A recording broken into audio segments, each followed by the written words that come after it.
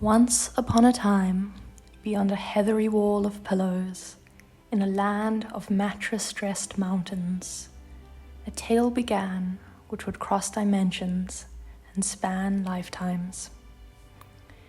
It began with a brave and wary knight. He had wandered this desolate land on a crusade of brutal morality. With his mighty sword he had slayed hundreds of men, monsters, who cruelly kept creatures of the land to kill and consume. But now his sword was sheathed, bloodied and heavy, its holster dug painfully against him. And as the daylight bled into midnight hue and cold crept beneath his steel armor, he felt his exhausted body surrender to starvation. On the brink of death, he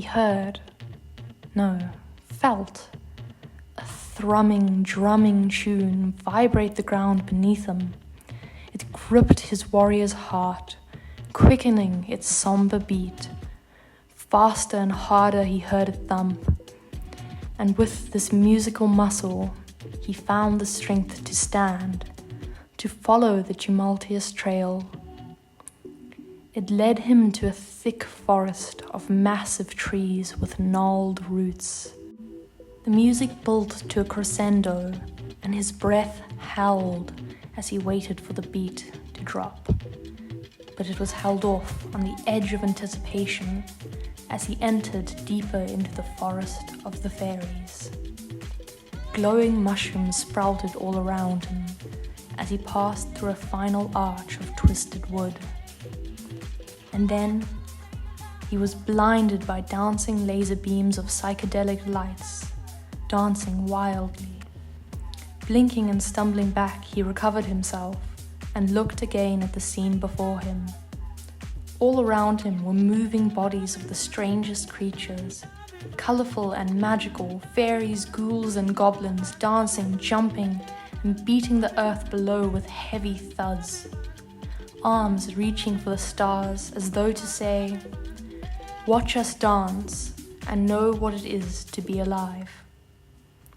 So enthralled were these fairy book creatures that they did not notice the interloper, the man amongst the mystical. Baffled and amazed, he wandered amongst these oblivious beings. For a long time, he forgot himself, lost to these sights and sounds. But a whiff of something divine stabbed his starving stomach. He followed the smell to the outlines of this cosmic party and found, half illumined, a glowing tree trunk with the most marvelous smells of spice and flavor coming from within.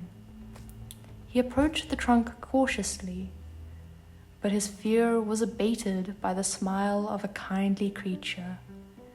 Looking at him with a mother's smile, she said, "Now, there's a man who could use a hot meal, eh?" He smiled in return. "Please, if you would be so kind. I have just the thing to liven you up." She rummaged behind her in her bubbling cauldrons and pots until she had concocted a steaming bowl of something deviously delicious. She passed it to the knight, who thanked her gratefully. And there he stood and began to eat this mysterious nourishment. And by God, but it was good. He shoveled with delight this divine food into his ready mouth, his eyes shut with joy. "Hello," said a friendly voice. Half aware, he opened his eyes to look around, and although dark, he saw her. And then she was all he could see. She smiled up at him, this little fairy. Her eyes, eclipsed like moons, looked at him with such warmth that his breath caught. "I'm sorry," she said, moving closer. "It's just, you're really glowing." And to her, he was. Despite all the lights and noise, despite every distraction available to man and fairy alike, he was, singularly, the most beautiful thing she had ever seen. And so, like a moth to a flame, She had been drawn to his warm and glowing light. "I am?" he said, surprised. "Yep," she answered matter-of-factly, with an innocent laugh. "Ooh," she said, leaning forward. "That looks delicious." "Oh, it is," he said with glee. "I myself was here for a smoothie," she said. "Oh, I'm sorry, am I in the way?" "Don't be silly," she chastised. "You're far better than a smoothie." And she giggled with delight at her humor. "So, what's your name, Mr. Knight?" "Antonio," he said, but through the music she heard only the last bit. "Tonio, did you say?" she asked. So adorable did he find the name that he dared not correct her. "Yes, Tonio. What's your name?" "Iona van der Woesterhuizen." Mentally, he tried his best to remember these strange sounds she had just made. They spoke for a bit, then she asked, quite out of the blue, "Tonio?" "Yes, Iona." "May I give you a cuddle?" So unexpected were these words that he blushed, abashed. Yes, of course." And so she hugged him, and in that cuddle, they both found home. She left his arms, still warmed by her touch, and smiled beamingly up at him. But something was wrong. Something seemed to steal her smile and censor her joy. Behind her loomed a monstrous shadow. He saw then the shadowed shackles at her wrist. "I have to go. Goodbye, Tonio." She smiled sadly at him, and then, as quickly as she had found him, she left, and he felt more alone than he ever had before.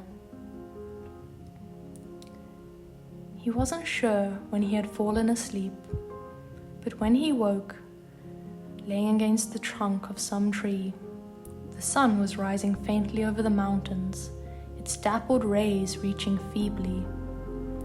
He looked around him, and where the night before had been a festival of light and sound, was nothing but a forest, devoid of magic and music. It was then he vowed, with a knight's noble honor, that he would find the fairy, known as Iona, and save her from her captor. There wasn't much for him to go on, and so he traveled that desert land with only one question: where do the fairies dance? Some people he asked thought him mad, and others saw his noble heart and the truth of his quest and aided him. It was one such kind person who asked from him a favor: to slay the beast who stole their frisbees, for you see this town was very fond of frisbees.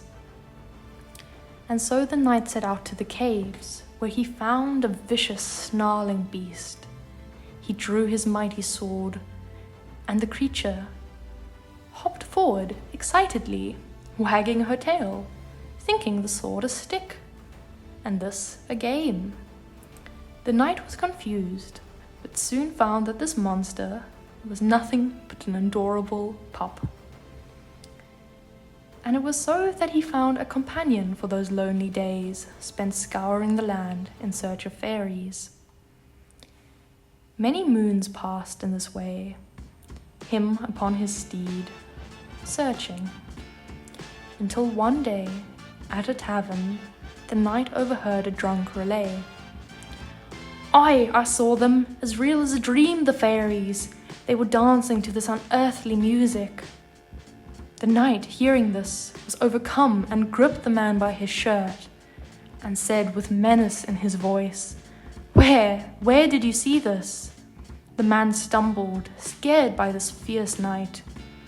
"Ah, over by Woodbay Mountains." "And when were they there?" "Tonight, just earlier tonight, I saw them." With that, the knight set off, riding, galloping into the sunset mountains. He finally slowed when he approached the woods on Woodbay Mountain. It was some way from the tavern tucked away from people's sight. With delight he gazed upon the dancing beings. But knowing that the night would not last, he searched hurriedly for his friendly fairy.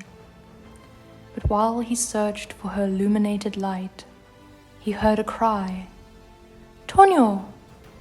and saw a battered and broken thing, lying, chained by shadow, was his fairy dearest.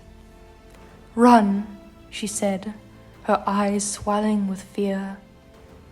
It was then he saw the monster before him.